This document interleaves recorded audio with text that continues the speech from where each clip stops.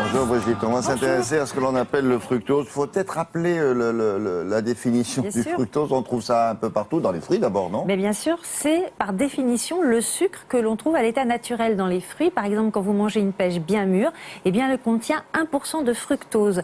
Donc on voit 1%, donc c'est quand même des quantités effectivement tout à fait raisonnables, voire réduites. Le fructose, donc c'est ce sucre, alors on le trouve aussi dans les légumes et le miel. Il a une propriété très intéressante, c'est qu'il a un pouvoir sucrant plus élevé que le saccharose, qui est le sucre qu'on trouve dans le commerce et le morceau de sucre qu'on met dans son café, par exemple. Et comme son pouvoir sucrant est plus élevé, on en utilise moins, donc on absorbe moins de calories. Alors on a pendant très longtemps vanté les mérites du fructose, mais aujourd'hui, beaucoup d'études scientifiques, au contraire, pointent du doigt les méfaits de ce sucre. Pourquoi? Parce que maintenant, on en trouve un petit peu partout dans les produits industriels. Quand vous achetez des petits biscuits, des bonbons, des sodas, du surimi, des pizzas, il y a du fructose. Mais ce n'est pas ce sucre-là des pêches. Pourtant, il porte le même nom. Il porte le même nom. Il a exactement les mêmes propriétés, mais il est extrait du sirop de maïs. Ce fructose qu'on trouve dans les produits industriels, produit intéressant pour les industriels parce qu'il n'est pas très onéreux. Et le problème, c'est que maintenant, comme il y en a partout de ce fructose dans les produits industriels, on en consomme forcément plus qu'avant. Et donc toutes les études nous disent attention, consommer de façon excessive, le fructose peut poser des problèmes pour la santé.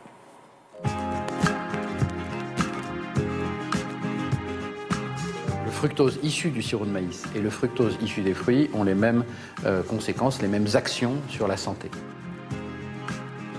Le fructose a une caractéristique, c'est qu'il augmente la sécrétion d'une hormone qui s'appelle la gréline, qui est sécrétée dans l'estomac et qui augmente l'appétit. Donc, lorsque vous ingérez du fructose, vous avez une tendance à avoir un appétit supérieur, un appétit plus grand.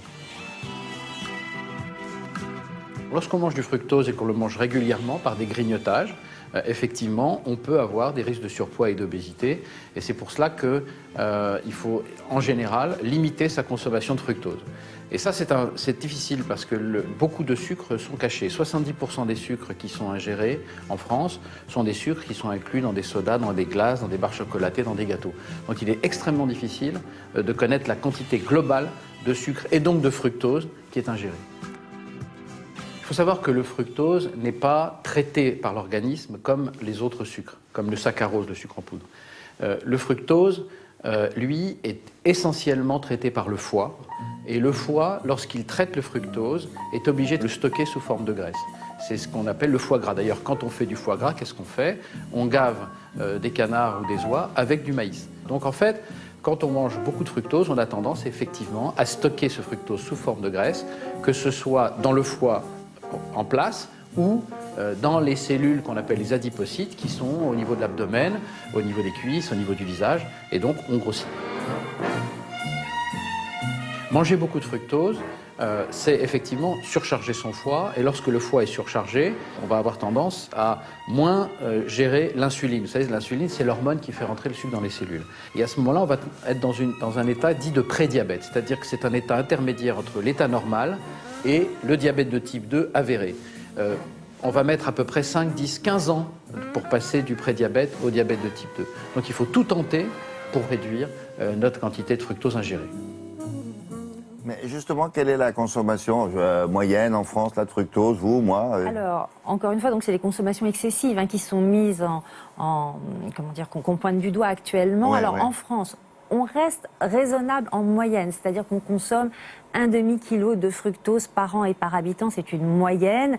On n'en est pas arrivé aux quantités avalées par les Américains parce que eux consomment environ 25 kg de fructose par habitant et par an, mais comme ils sont de très grands consommateurs de soda, de produits industriels, de pizza, et cette obésité, c'est peut-être ça, non? Et effectivement, ce qu'on nous dit, c'est, et ce que vient de dire le nutritionniste dans le reportage, c'est attention parce que plus on en consomme et plus finalement on augmente les risques de diabète, d'obésité. Donc il faut vraiment faire attention à sa consommation de fructose, la limiter.